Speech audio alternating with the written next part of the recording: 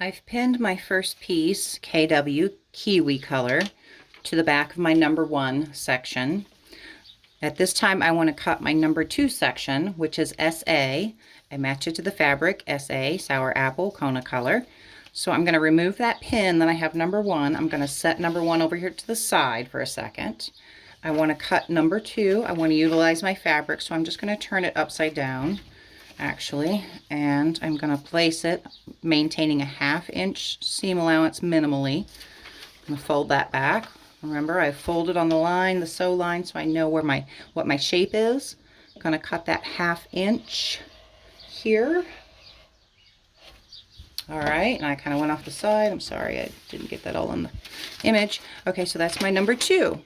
All right, so now I know that I've cut it large enough that I'm covering that area. As you can see, 1/2 inch all the way around is visible. All right, so that's my number 1 piece, Kiwi. My number 2 piece is cut. I'm going to take my number 1 piece, slide that up a little bit. Number 1 piece, gonna center it on that. Now, either you can pin it in place, or you can use a little glue, little Elmer's glue, just a dab, doesn't take much. Get this piece on here. All right, then we know we want number 2 piece like this, right? Ultimately in the quilt, when we sew it together, it wants to look like that.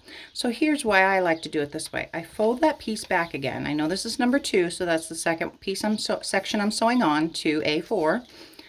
I'm folding that over, and I'm going to take this piece. Now, as you can see, that's how it's going to ultimately look when it's sewn, but it needs to be put fabric right sides together. Okay, it's no different than any other sewing, right sides together.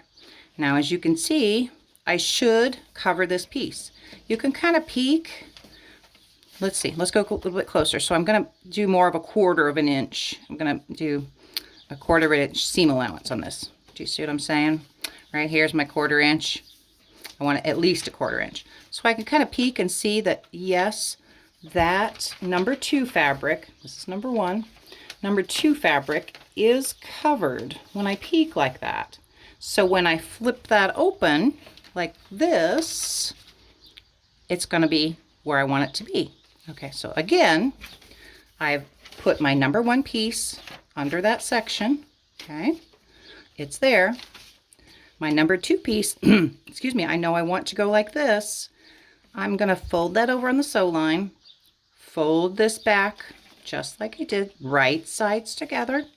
I'm going to find my approximate 1/4 inch, making sure that my number 2 fabric extends. You know, and sometimes you can't see it. You can feel it with the end of your fingertip and just kind of see, yeah, I know that fabric under there is at least a 1/4 inch out.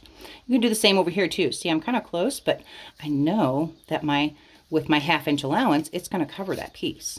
I can feel it, feel it, feel it. You can also kind of peek like this and see that this is going to be sewn in the correct position when I'm done.